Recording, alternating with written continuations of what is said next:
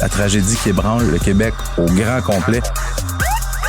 Il appelle au 911 pendant que le feu est pris. Côté violence conjugale, je pense qu'il faut serrer la vis. Les faits divers avec Maxime Delan.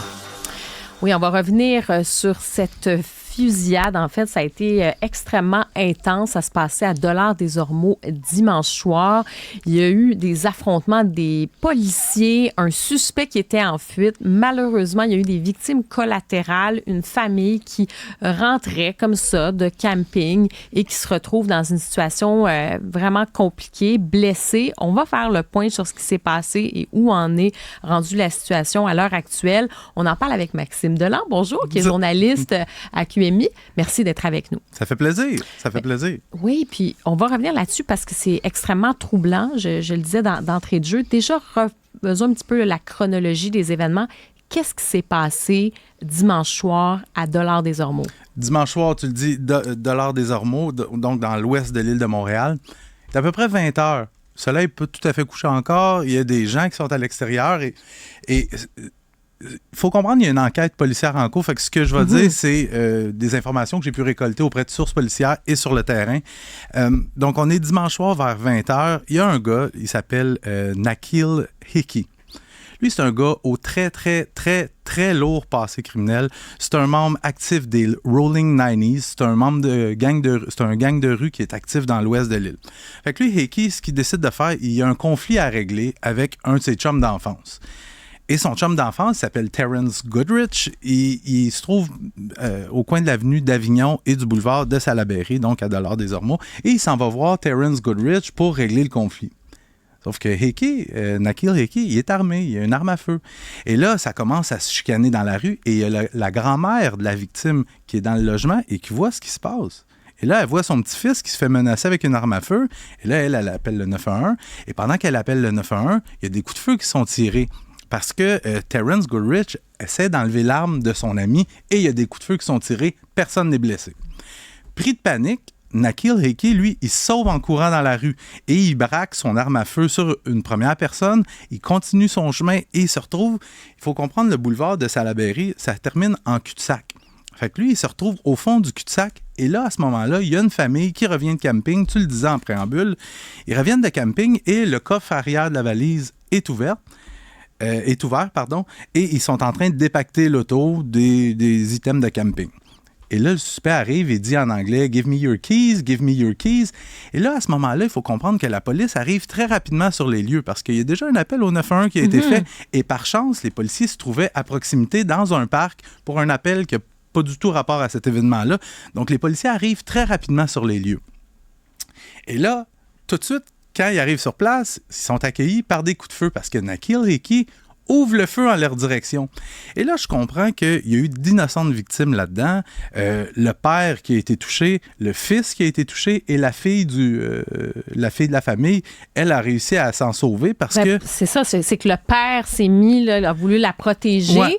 Elle s'en est sortie indemne, quoique traumatisée, parce que c'est objectivement traumatisant. Le fils a été blessé. Touché. Finalement, je pense qu'il va mieux, Lui, mais c'est le père, là, qui... Le père, là, c'est héroïque ce qu'il a fait. Lui, il s'est mis devant ses enfants parce qu'il faut comprendre, ça tirait de partout. Et il a fait son possible pour prendre les balles pour eux. Il a reçu 5 balles, le monsieur. 5 balles, il est toujours hospitalisé dans un état grave, mais il devrait s'en sortir. Le suspect, mais on ne sait pas s'il va marcher, on ne sait pas, tu sais, il y a comme point d'interrogation, là. Tu sais, justement, hier, je recevais... Il était comme un bouclier humain, là. Exactement. Puis, il y a une lectrice hier qui m'a appelé, elle m'a écrit un courriel, puis elle était bien fâchée que j'ai écrit dans mon article que les gens avaient été blessés gravement. Il faut comprendre, quand c'est un projectile d'arme à feu, c'est automatiquement une blessure grave. C'est un trauma par arme à feu. Donc, le père, lui, on ne sait pas, il va-t-il y avoir des séquelles permanentes? Ça restera à voir, mais pour le moment, il est toujours hospitalisé. Toujours est-il que Nakil Hickey, lui, ouvre le feu en direction des policiers. Les policiers tirent aussi. Mais selon les témoins, c'est une trentaine ou une quarantaine de coups de feu qui ont été tirés. De mémoire, moi, je me souviens pas d'une fusillade. En tout cas, dans la dernière année, je sais que c'est pas arrivé. Je sais qu'en 2021 ou 2022, il y avait eu une fusillade similaire dans l'est de Montréal qui s'était terminée en triple meurtre. Quand tu as 30-40 balles qui sont tirées comme ça, en pleine rue, en plein quartier résidentiel, tu sais, le bilan, c'est quand même 3 blessés graves, mais ça aurait pu être bien pire que ça. Oui. Et là, Nakil Hickey, lui, est arrêté, gravement blessé, mais est arrêté, a comparu, fait face à 15 chefs d'accusation, dont 4 pour tentative de meurtre sur des policiers. Et là, il y a beaucoup de gérants d'estrade qui viennent dire que les policiers, parce qu'il y a aussi la famille qui est pas très contente parce qu'ils disent, nous autres, on est d'innocentes victimes, on s'est fait tirer dessus parce que tout porte à croire que les 2 victimes innocentes ont été tirées par les policiers.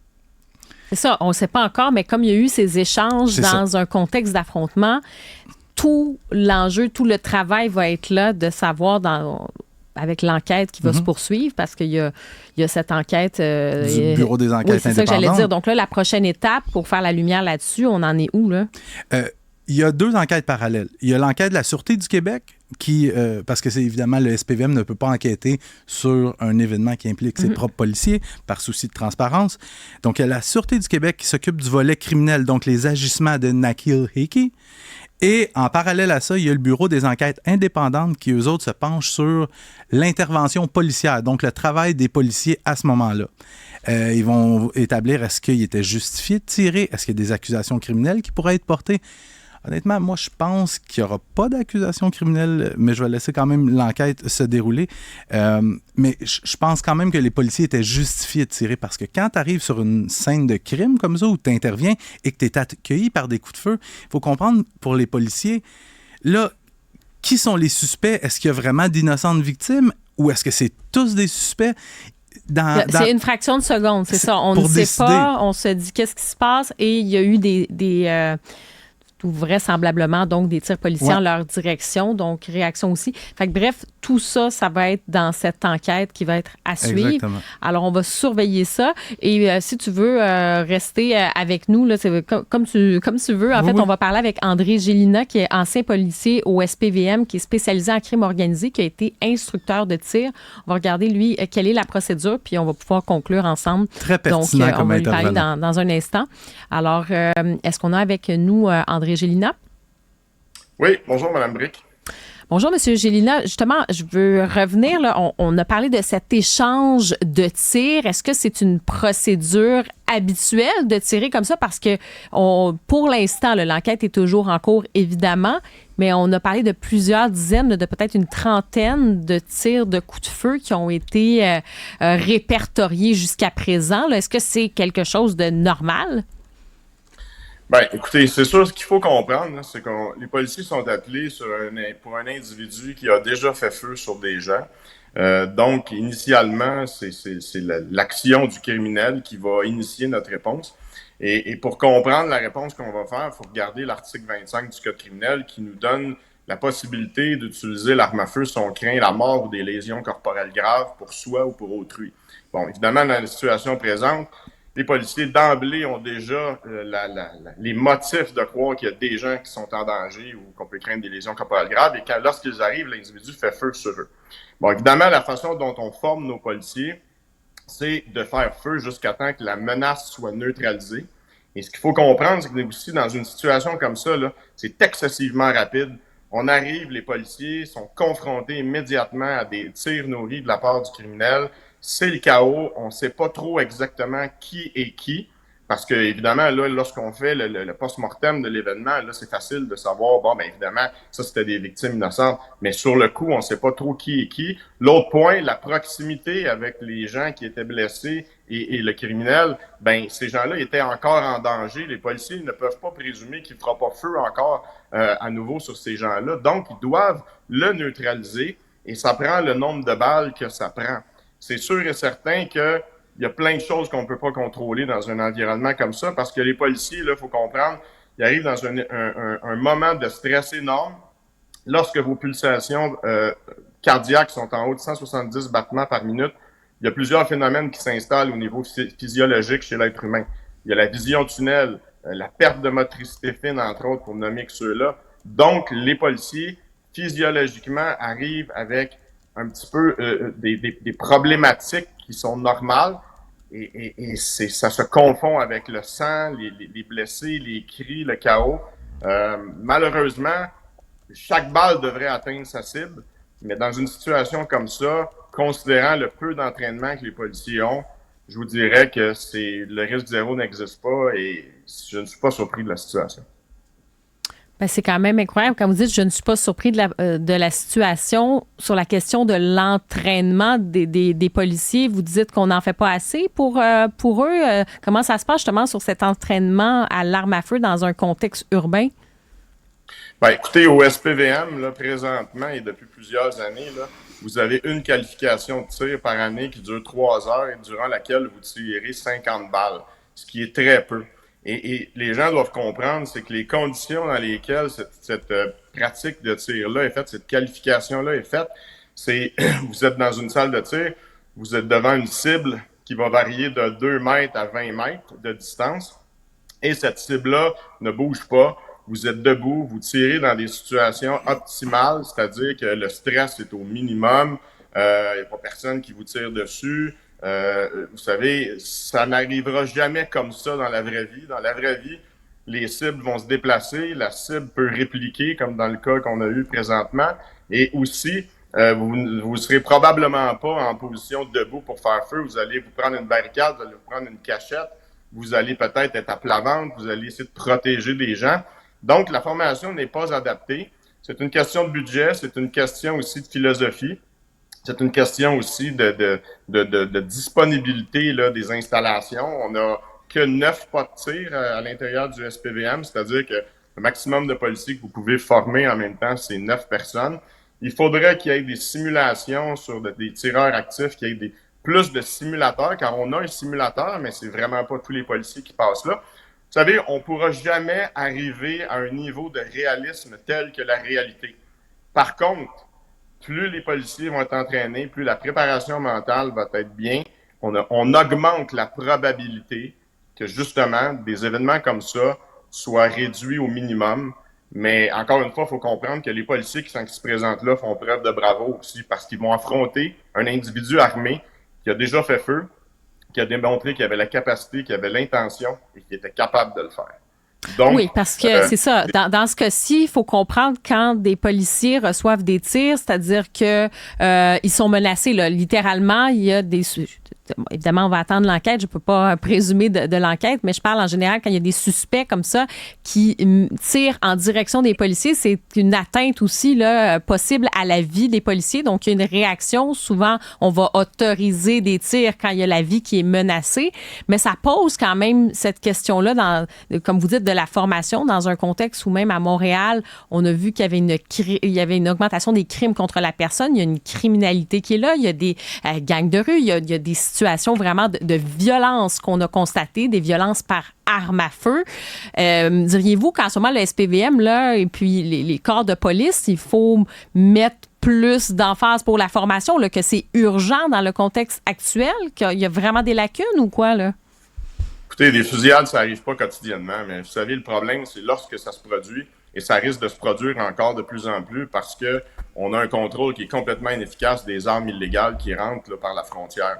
Et donc, étant donné que ça risque de se produire encore, mais là, à un moment donné, ça va être une question de choix au niveau de l'organisation. On fait beaucoup de formations aux recrues pour la bienveillance, pour la compréhension de certains phénomènes sociaux. Soit, c'est pas mauvais, mais à un moment donné, il faut comprendre qu'une intervention armée comme celle-ci, et là, on le voit, ça peut avoir des conséquences très graves et c'est irréversible. Alors, le risque zéro, comme je vous ai mentionné, ça n'existera jamais. Par contre, on peut augmenter la probabilité en faisant ça, mais il y a aussi l'éléphant dans la pièce. C'est que là, on est face à un individu qui a une arme illégale et on est face à un gouvernement fédéral qui a passé des lois pour abolir des peines minimales obligatoires avec des infractions graves en matière d'armes à feu. Et on a un gouvernement aussi qui se ferme les yeux sur la problématique de la frontière. Parce que l'arme là, qui a été utilisée par cet individu-là, là, je serais prêt à gager n'importe quoi, c'est une arme illégale qui a été acquise sans permis. Et on aura beau en saisir tant qu'on veut des armes, tant qu'on ne travaillera pas sur la problématique de la frontière et certains territoires autochtones, ben, vous savez, le gouvernement a préféré, avec le projet de loi C-21, cibler des gens comme des chasseurs, des tireurs sportifs qui ne sont pas la problématique. Donc, on a regardé à gauche en se pinçant le nez plutôt que d'intervenir à droite. Et ça, c'est problématique. Et lorsqu'on abolit des peines minimales obligatoires, les criminels, ils font la lecture de cet environnement-là aussi et comprennent que c'est absolument pas sérieux et que c'est des réactions idéologiques et, émotives de la part du gouvernement. On n'adresse pas le problème. Donc, ça va se produire, ça va se reproduire, mais en même temps, de notre côté, ce qu'on peut contrôler, c'est organisationnellement parlant, faire des choix de formation parce que des situations comme ça, c'est épouvantable. Je me mets à la place des victimes. Je me mets à la place des policiers aussi qui vont devoir vivre avec ça aussi pour le restant de leur vie. C'est probablement la pire journée de leur vie. Et à la base, ces gens-là se sont présentés là, risquant leur vie pour aller sauver ces gens-là. Malheureusement, ça n'a pas viré comme on aurait voulu, mais il faut augmenter l'entraînement, le rendre obligatoire, soit par des mesures législatives par le gouvernement provincial via le ministère de la Sécurité publique et via aussi le leadership à l'intérieur du service de police de la Ville de Montréal.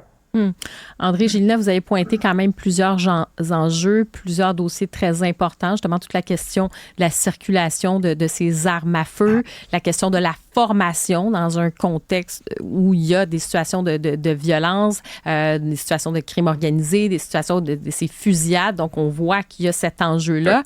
Un événement comme celui-là, par ailleurs, dans un contexte urbain, est-ce que ça risque pas de créer je vous dirais même une certaine méfiance à l'égard de la police? Est-ce que ça risque pas de faire ça, ce type d'événement-là, quand on voit que la famille a réagi aussi, s'inquiète de la situation, qu'il y a eu des blessés? Ça n'affecte pas la confiance envers les policiers?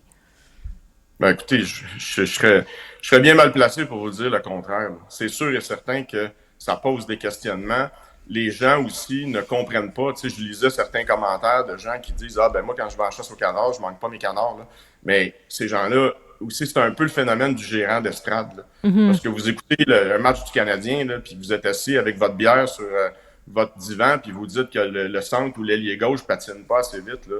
Ben, c'est un peu paradoxal, vous savez, c'est des choses que... C'est facile à dire quand on n'est pas dans le feu de l'action, c'est le cas de le dire, puis qu'il n'y a pas des individus là, violents qui nous pointent avec une arme à feu ou qui nous envoient des tirs qui menacent notre vie aussi. Là. C'est ce que vous dites un peu. Oui, tout à fait. T'sais, moi, je l'ai vécu à Montréal, je l'ai vécu aussi en Afghanistan. Puis je peux vous dire une chose, là, c'est que oui, la préparation à l'entraînement, la préparation mentale, c'est excessivement important. Mais encore une fois, il y a un paquet de facteurs qu'on ne contrôle pas. Et à la base, s'il n'y avait pas eu un criminel de gang de rue qui avait décidé de faire feu sur des gens pour des raisons obscures, ben écoutez, cet événement-là, ça ne serait pas produit. Comme je vous dis, les policiers ne se lèvent pas le matin en disant « je vais aller blesser des gens ». Non, puis en plus, on ne sait pas, là, je veux dire, l'enquête est en cours, on n'a aucune idée, là, les tirs, c'est de quel côté c'est venu ou quoi que ce soit. On sait qu'il y a eu des échanges de tirs, donc c'est l'enquête qui nous dira ce qui s'est passé. Oui. Mais c'est important aujourd'hui de parler de justement ce qui circule en ce moment, puis quel tir et tout ça. Donc, on verra. L'enquête est en cours. André Gélinas, ancien policier au SPVM spécialisé dans le crime organisé. Vous avez été instructeur de tir. Merci beaucoup d'avoir été là aujourd'hui avec nous. Et Maxime Delan, merci aussi. Donc, merci beaucoup. Donc, en quelques secondes, donc on surveille l'enquête, parce qu'on ne sait pas du tout. Mais ça va prendre plusieurs mois. C'est ça. Ça va prendre plusieurs mois, mais je trouvais ça intéressant ce qu'André Gélinas disait. Ouais. Il y a beaucoup de gérants d'estrade dans des événements comme ceux-là. Quand le gars il dit « Moi, à la chasse au canard, je ne manque pas mon canard. Ouais. » Quand les canards vont avoir des armes et qu'ils vont tirer en direction de ceux qui les tirent, je pense qu'il va peut-être manquer une couple de fois son canard. Voilà, donc d'où l'importance de ces enquêtes indépendantes qui vont avoir lieu, qui ont lieu déjà pour savoir ce qui s'est passé, faire toute la lumière sur cette fusillade. Maxime Delan, journaliste à QMI, merci beaucoup d'avoir été là. Ça fait plaisir. Merci.